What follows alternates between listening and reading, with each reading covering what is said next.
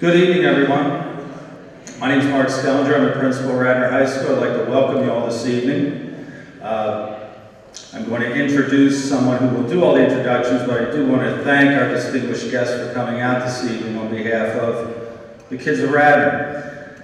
Just a couple of comments as we open up as both a parent and an educator. I'm a parent of two boys, both of whom, one played collegiate athletics, and then seeing it from the perspective of a teacher, coach, and administrator.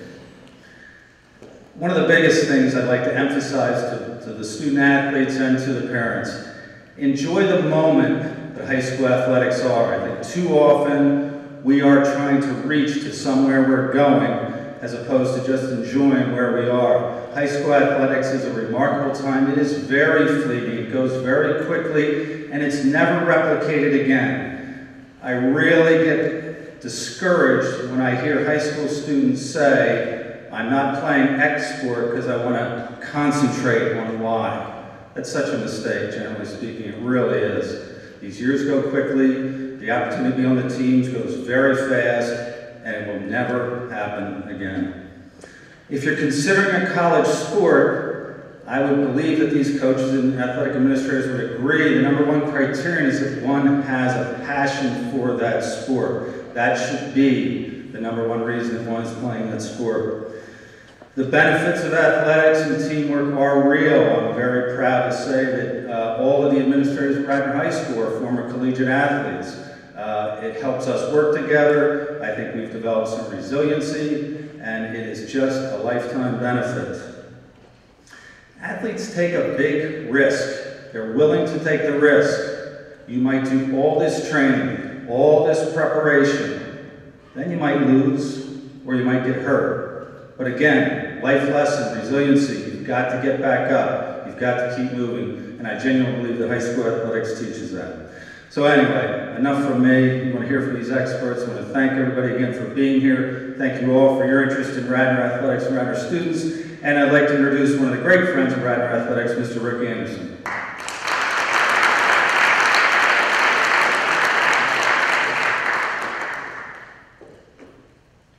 Terrific. Thank you very much, Mark, and welcome, and thank you all of you for taking time out of your personal schedules to come participate in this. I'm here today representing a number of very passionate parents in Radnor who care deeply about athletics at the high school and middle school level. That's our mission. There's nothing more to it. It's no more complex than that. We thought it was important to organize an event like this tonight because as parents of students who are athletes, we're some in college, some in high school, some at other levels. We get to listen to lots of conversations at cocktail parties, at restaurants, at dinners, and around the water cooler. And it's amazing to me how much mythology seems to exist around the subject of college athletics. There's the stuff that we see on ESPN with the football and basketball, and then there's a whole bunch of other stuff, and nobody seems to really understand it. And if we're able tonight to dispel a myth or inform you in some way, shape, or form in a way that's meaningful for you as a student or as a parent, then we will have completed our mission. That's really what we're about. Our program tonight consists of three basic components. We're going to have a few remarks from a very distinguished speaker, and then we're going to have a panel, a very distinguished panel of college athletic administrators and coaches from various levels. Following that, the third component will be a panel of some Radnor student athletes who have now gone on to the college level and are playing sports in different formats, and we'll have some time with them. I'm going to try to moderate a lot of things tonight. We'll try to work to our schedule, and as long as we've got time, we will take some audience Q&A. You'll see there are two microphones up here in front. Given the size of the audience, it may be possible for you to stand up and yell your question. That's fine. If we can't hear you, we may ask you to come up front. So that's the program, and without further ado, let me get to the meat. Our first speaker tonight is the athletic director from Temple University, Mr. Bill Bradshaw. Bill has been athletic director at Temple since 2002. Since 2005, arguably no other athletic department in Division 1A has gone through more transition than Temple has.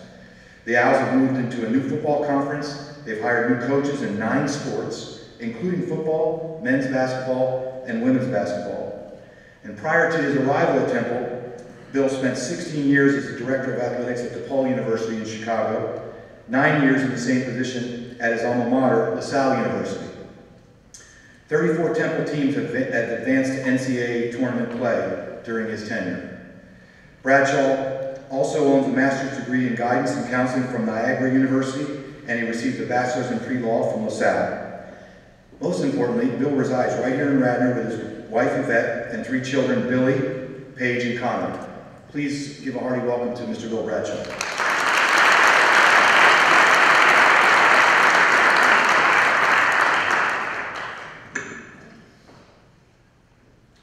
Thank you, Rick. Much appreciated. Mark, appreciate your words about our business.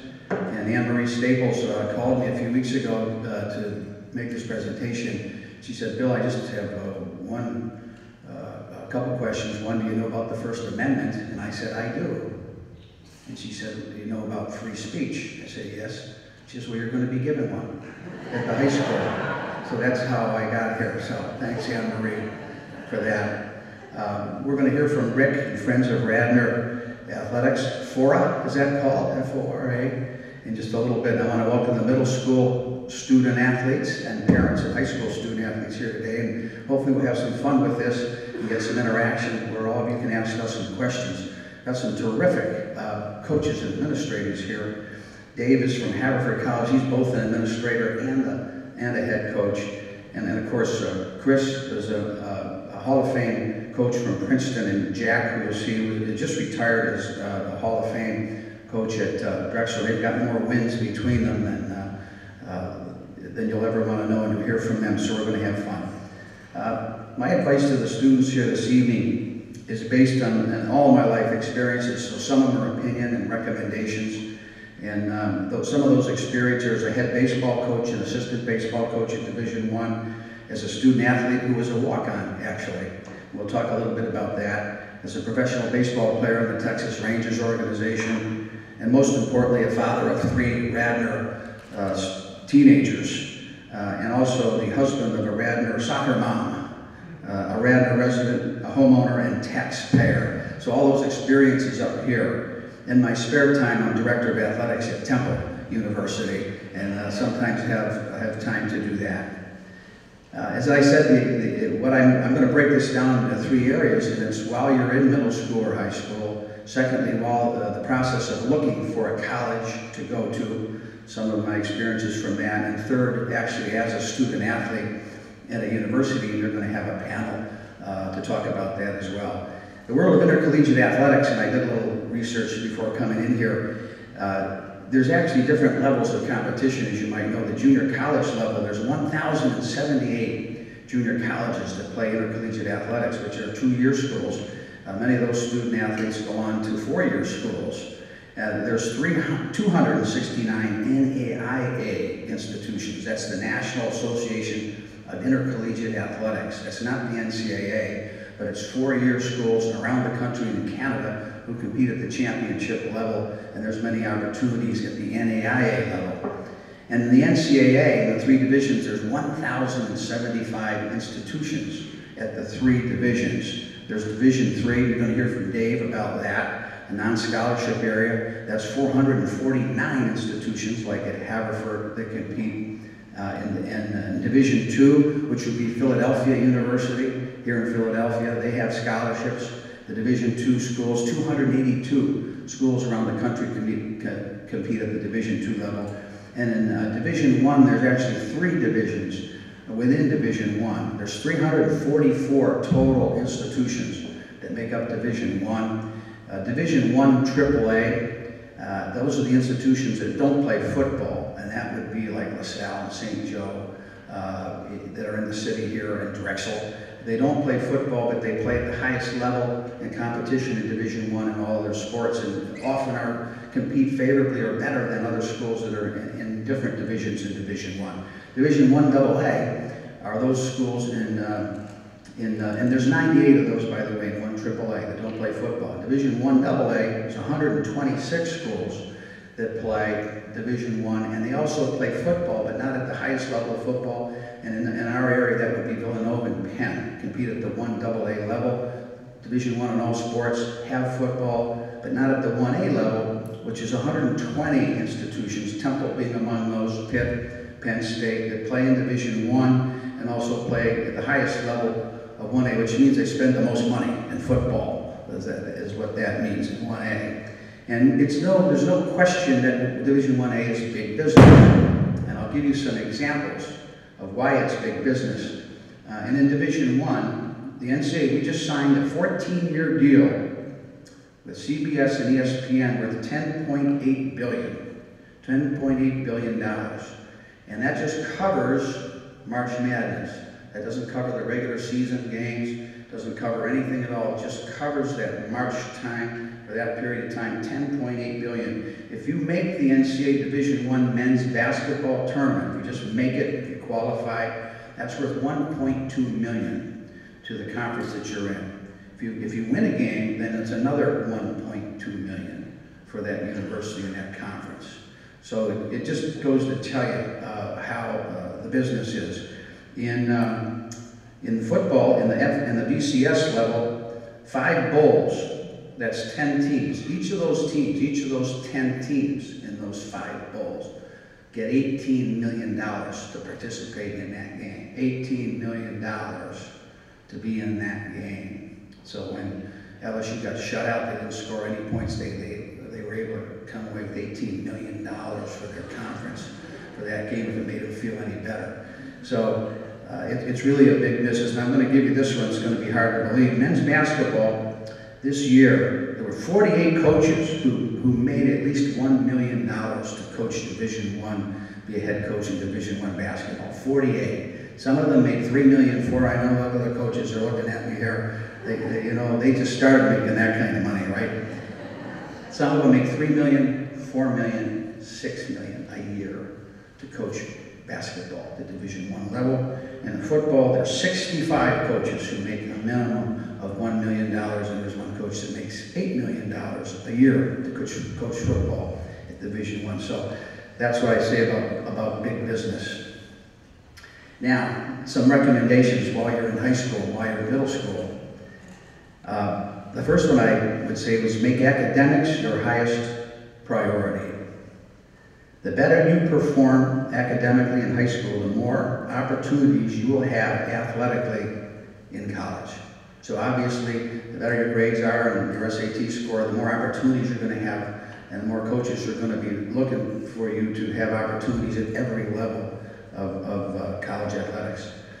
Unless you need to spend extra time on academics, participate in as many sports as you reasonably possible while you're in school. I really believe that. Some coaches might argue. I know a lot of coaches are territorial. They want the student athletes for 12 months, and in college it makes more sense to do that. But in middle school and high school, I would recommend, and I'm a parent of 3, and I tell them to play as many sports as they want to and they can. Now, that doesn't mean that they should slight their academics and not spend time, and certainly we've got children who need to spend more time in academics.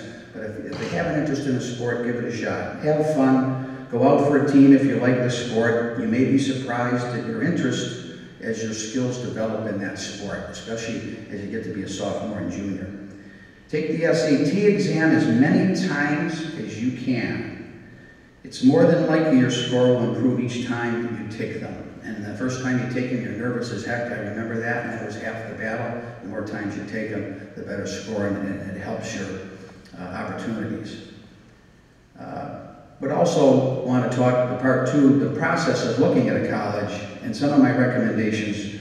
Do your homework while you're looking at colleges. Visit as many colleges as possible. If you can take a parent with you, that's terrific. Go to a classroom, attend a practice of the sport that you're interested in, get familiar with the campus.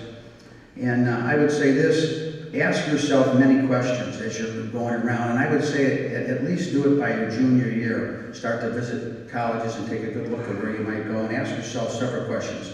Do you want to participate in college athletics? At what level? At what division? Do you have to be a starter on that team, or are you content to just be on the squad?